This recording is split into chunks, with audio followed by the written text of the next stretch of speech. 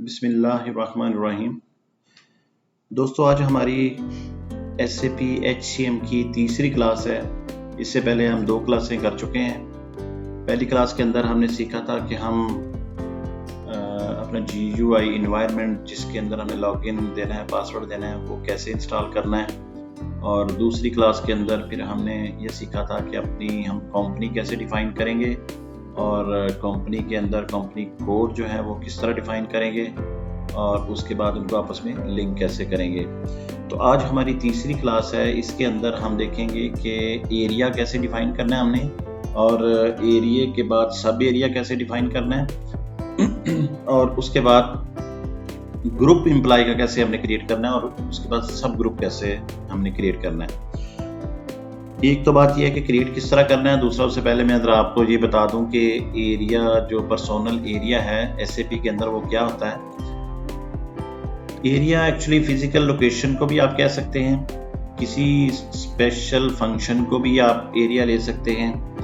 और उसके बाद जो स्पेशल फंक्शन है, अगर हम फ़र्ज़ करें फंक्शन लेते हैं HR, तो हम मेन अगर एरिया जो है वो HR डिफ़ाइन करते हैं तो उसका जो सब एरिया होगा वो उसके फर्दर जो एरियाज़ आ जाएंगे, यानी सर्विसेज का एरिया हो सकता है, लर्निंग एंड डेवलपमेंट का हो सकता है, आपका रिक्रूटमेंट का हो सकता है।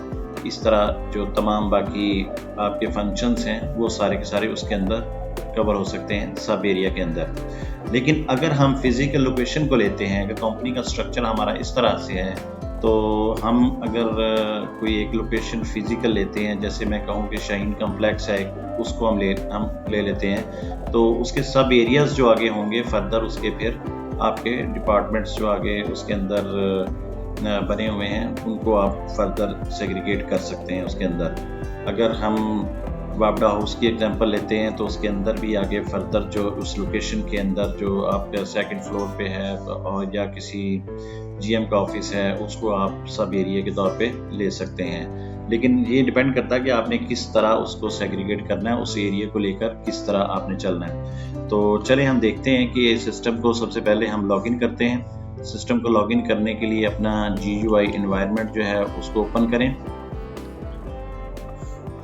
और इसके अंदर जो आपका सर्वर हमने कॉन्फ़िगर किया हुआ है HCM, इसको ओपन करते हैं और इसके अंदर जो क्लाइंट नंबर मैंने आपको दिया था, लास्ट टाइम बताया था कि वो है 300 हमारा, उसको आप टाइप करें और उसके बाद अपना यूज़र नेम जो है वो आपने इसके अंदर देना है। यूज़र नेम के बाद आपने पासवर्ड लगाना है और इस तरह लॉगिन होने के बाद जो आपकी ये स्क्रीन आपके सामने अपीयर हो जाएगी। अच्छा, लास्ट टाइम मैंने आपको ये भी बताया था कि इस SAP के अंदर हमारे पास ट्रांजैक्शन कोड्स होते हैं और मोस्टली लोग जो है ना उन्हीं ट्रांजैक्शन कोड्स को यूज़ करते हुए जो है वो इस्तेमाल कर रहे होते हैं। ये जस्ट उसी तरह है जैसे वर्ड को अगर आप यूज़ कर रहे हो, लेटर लिख रहे हो, तो उसके अंदर सेव का बटन भी होता है, लेकिन Ctrl+S उसकी शॉर्टकट कीज़ होती है। तो यहाँ पर भी वही चीज़ है कि अगर आप उस आपका रेलेवेंट जो फॉर्म है उसको ओपन करना चाह रहे हैं तो आप जस्ट उसका कोड अगर टाइप कर देते हैं तो आप वहाँ पर पहुँच सकते हैं। लेकिन अगर आपको कोड याद नहीं होते तो आप इस मेन्यू के अंदर भी जा सकते हैं। टूल्स के अंदर जाएं, टूल्स के अंदर आपको कस्टमाइज़ का फोल्डर मिलेगा, उसके अंदर आप चले जाएं। कस्टमाइज़ के अंदर IMG के अंदर SPRG एग्जीक्यूट प्रोजेक्ट जो है इसके ऊपर आपने क्लिक करना है। इसके ऊपर आप डबल क्लिक करें और ये जो विंडो आपके सामने आपको नज़र आ रही है, अगर कंसल्टेंट जो है वो काम जब कर रहे थे, क्योंकि ये कंसल्टेंट लेवल के काम है जो आपको मैं बता रहा हूँ कि कॉन्फ़िगर करना है सिस्टम को, तो इसके अंदर ये जो आपके सामने यहाँ पर नज़र आ रही है विंडो, इसके अंदर डिफरेंट प्रोजेक्ट्स होते हैं। तो वो कंसल्टेंट की मर्ज़ी होती है कि वो किस टाइम किस प्रोजेक्ट के अंदर काम कर रहा है तो उसको ओपन कर सकता है। लेकिन क्योंकि हम यहाँ पर किसी प्रोजेक्ट पे कोई काम अभी नहीं कर रहे तो ये ब्लैंक आपके सामने नज़र आ रहा है, तो हम यहाँ पर SAP रेफरेंस IMG विंडो के अंदर क्लिक करके चले जाएंगे। जब हम इसको खोलेंगे तो ये मेन्यू हमारे सामने जो डिस्प्ले हुआ है, इसके अंदर एंटरप्राइज स्ट्रक्चर के अंदर आपने जाना है और उसके अंदर लास्ट टाइम हम डेफिनेशंस के अंदर गए थे और इस यहाँ अभी फिर आप डेफिनेशन के ऊपर क्लिक करें और उसके बाद क्योंकि हमने कंपनी डिफाइन की थी, कंपनी जो है वो फाइनेंशियल अकाउंटिंग के अंदर होती है, इसलिए हमने इसमें काम किया था। लेकिन आज क्योंकि हम एरियाज़ को डिफाइन करने जा रहे हैं या पर्सोनल एरिया, पर्सोनल सब एरिया, तो वो ह्यूमन रिसोर्स मैनेजमेंट के अंदर होंगे। तो जहाँ पर आपने क्लिक करना है तो ये जो 4 चीज़ें आपको नज़र आ रही हैं, पर्सोनल एरिया, पर्सोनल सब एरिया, एम्प्लॉय ग्रुप्स और एम्प्लॉय सब ग्रुप्स, तो इनको बारी बारी हम डिस्कस करेंगे। और ये भी मैंने आपको लास्ट टाइम बताया था कि ये जो आपका आइकॉन है जहाँ पर ये क्लासेस बने हुए हैं, इसके ऊपर अगर आप क्लिक करते हैं तो इसकी हेल्प आपके सामने अपीयर हो जाती है। तो इसको आप पढ़ सकते हैं, ये क्या चीज़ है, इसको आप उस तरीके से इसको यूज़ कर सकते हैं।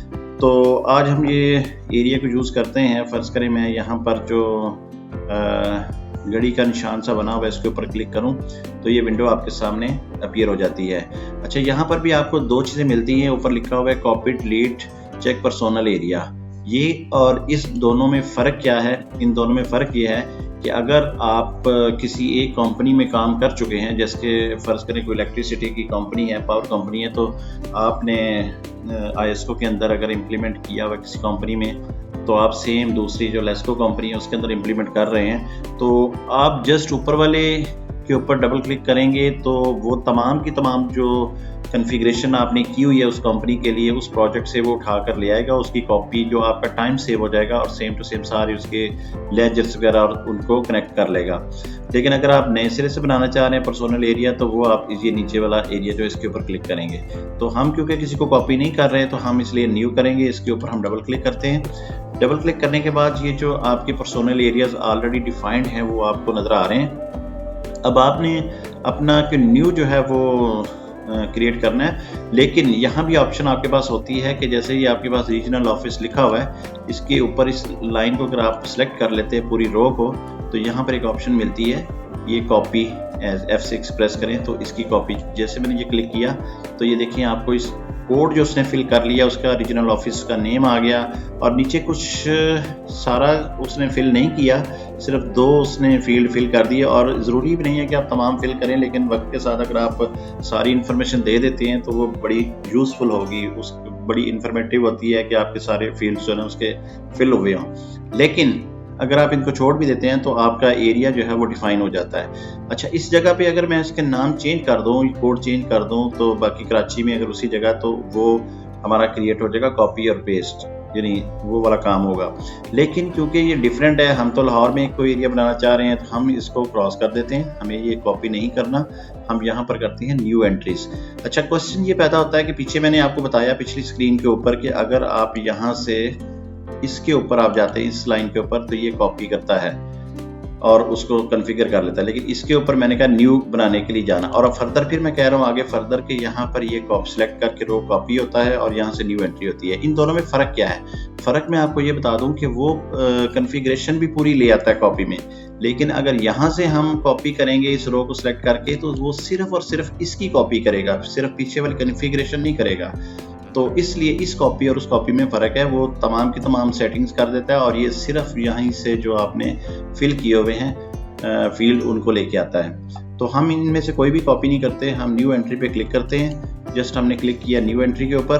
अब कोई भी कोड आप डिफाइन कर दें, फ़र्ज़ करें मैं आपके सामने ये कोड जो है ना वो रख देता हूँ कि हमारे पास 1000 जो 1000 जो कोड मैंने रख लिया, ठीक है, और मैं कहता हूँ कि ये हमारा जो पर्सोनल एरिया, अगर फंक्शन के लिहाज से अगर हम लें, यहाँ पर बात कर लेते हैं कि एरिया क्या डिफाइन करना है, तो मैं कहता हूँ HR जो है वो एक हमारा एरिया है, यानी फंक्शन HR जो है वो एक एरिया हो गया।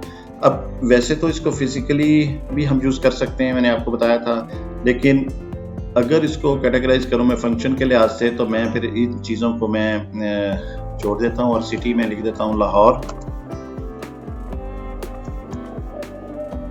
और इसके बाद रीजन भी आप अगर देना चाहें तो अच्छा। दूसरी बात मैं यहाँ पर ये भी बताऊँ कि अगर आप इसको छोड़ के सेव करते हैं, Ctrl+S दबाते हैं या इसके ऊपर क्लिक करते हैं, तो वो उन्हीं फील्ड्स को लेके बस जो है वो सेव कर लेगा और आपसे फिर दोबारा से आगे फर्दर चीज़ें मांग लेगा। यहाँ पर इसका टाइटल जैसे हम किसी कंपनी को कर रहे हैं तो हम कंपनी लिख देंगे, अपनी कंपनी का नेम यहाँ पर लिख देंगे। मैंने लास्ट टाइम जो कंपनी बनाई थी उसमें मैंने लिखा था होंडा मोटर्स, वो हम पिक कर लेंगे यहाँ से। और इसी तरह अगर स्ट्रीट का एड्रेस वगैरह अगर देना हो तो हम कोई भी 32 स्ट्रीट और इस तरह आप ये वाला एड्रेस नहीं था, ये उसका था सर्च, यानी अपनी कंपनी को सर्च करने के लिए हमने क्या वर्ड रखा था, होंडा हमने रखा था, तो वही हमें ऑप्शन दे रहा है कि वो आप वर्ड रख लें। एक वर्ड हम यहाँ रख सकते हैं, दूसरा वर्ड हम इस जगह रख सकते हैं। अगर हम दूसरा सिर्फ मोटर्स भी सर्च करना चाहते हैं हम कहते हैं यहाँ पर हम मोटर लिख देते हैं, MOTORS। तो ये दो वर्ड्स हमारे पास हो गए जहां से हम इस कंपनी को सर्च कर लेंगे। अगर यही कीवर्ड किसी और कंपनी को भी लगे होंगे तो जब हम होंडा से सर्च करेंगे तो वो तमाम की तमाम कंपनी सर्च होके आ जाएंगी जिनका कीवर्ड ये वाला होंडा लगा हुआ है। अच्छा, ये नीचे है स्ट्रीट एड्रेस, इसके अंदर आप एड्रेस डाल सकते हैं। आपने यहाँ पर कोई स्ट्रीट लिखनी है तो आप लिखते हैं मॉल रोड जो है,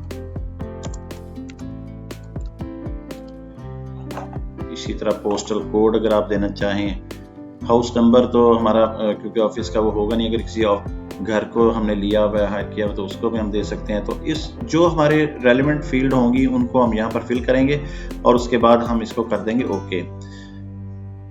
ओके करने के बाद ये हमें ऑप्शन है fill out all required entry field, यानी जो कंपल्सरी फील्ड्स हैं उनको वो कह रहा है कि आप इसने ज़रूर फिल करना है। तो इसके लिए ये कंट्री पूछ रहा है कि कंट्री आपने मस्ट बताना है कि कौन सा कंट्री है आपका।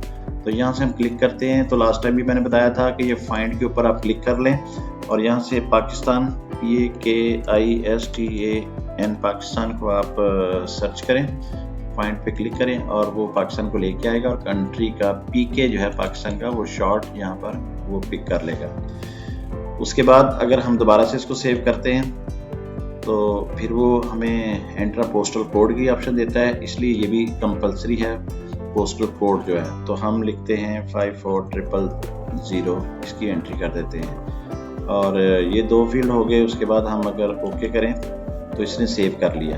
तो इसका मतलब ये हुआ कि हमने एक पर्सनल एरिया जो है HR हमने बना लिया। इसी तरह अगर हम दूसरा पर्सनल एरिया बनाना चाहते हैं, मैं लेट्स से कहता हूँ कि फाइनेंस का बनाते हैं या GSO का बनाते हैं, एसेट्स मैनेजमेंट का, तो इस तरह आप उसको भी डिफाइन कर सकते हैं। इसके बाद हम बैक चले जाते हैं यहाँ से इस बटन से और ये देखें हमारे पास ये जो HR के ऊपर हमने डिफाइन किया 1000 वो आ गया, इसका कोड 1000 और HR हमने लिख दिया। आगे डिटेल में आप ह्यूमन रिसोर्स भी लिख सकते हैं। इसको हम मज़ीद बैक जाते हैं, इसको क्लोज करते हैं और इसके बाद दूसरी ऑप्शन पे हम आते हैं पर्सनल सब एरिया। यहाँ पर जब आप क्लिक करेंगे तो सेम वही विंडो अपीयर होगी जो पहले आपके सामने अपीयर हुई थी। सेम उसी तरह ऑप्शन है आपके पास कि आप किसी बनी हुई पुरानी को कॉपी करना चाहते हैं तो उसको ले लें और अगर आप यहाँ से न्यू क्रिएट करना चाहते हैं तो इसके ऊपर डबल क्लिक कर लें। इसके ऊपर हम डबल क्लिक करेंगे तो हमसे वो पूछ रहा है कि किसका सब एरिया आप डिफाइन करने चाह रहे हैं। तो वो हमने 1000 जो है लास्ट टाइम उधर हमने कोड दिया था और उसके लिए हमने पिक किया और उसको ओके कर दिया और ओके करने के बाद वो 1000 हमारा पर्सनल एरिया आ गया और सब एरिया यहाँ पर हम जो है वो न्यू एंट्री करेंगे इसके HR की। तो सब एरिया डिफाइन करने के लिए जैसे मैंने कहा था पहले सर्विसेज हम लिख देते हैं, इसका ये कोड लेगा S और सर्विसेज और इसके बाद मैं कहता हूँ कि इसी का जो R कोड जो है वो रिक्रूटमेंट है।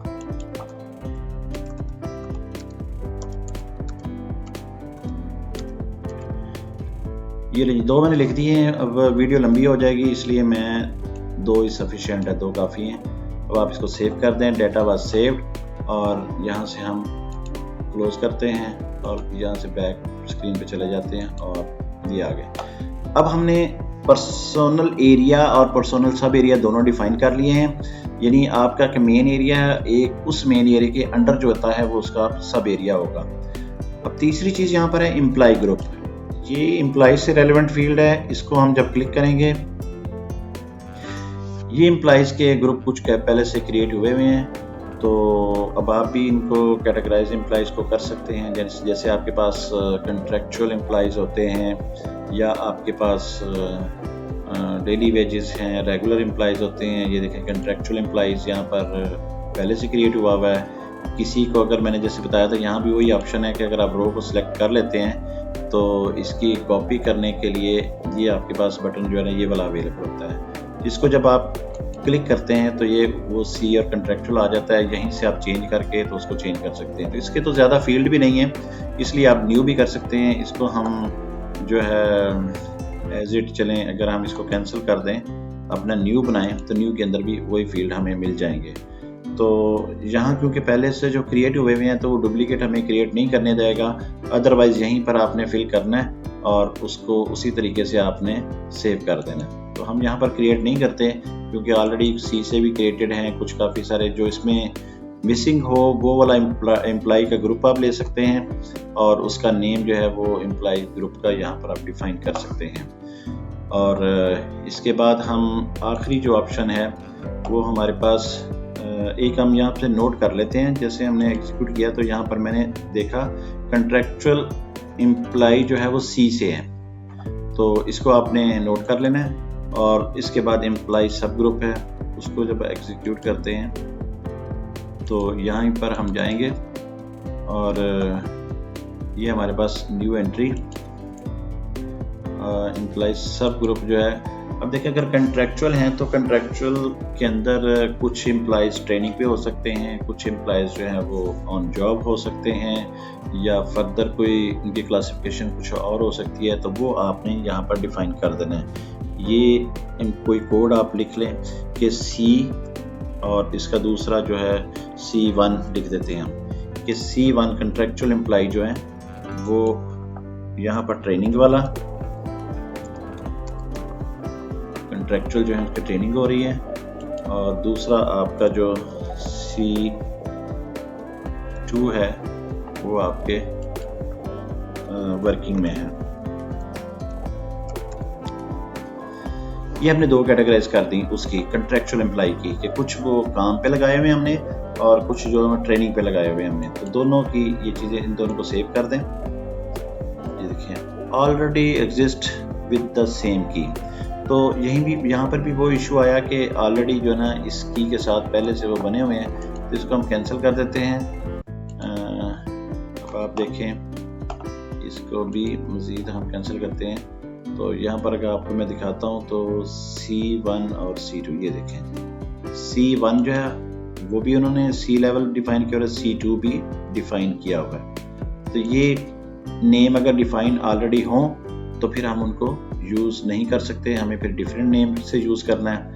तो उम्मीद है आपको कि ये समझ तो आ गई होगी।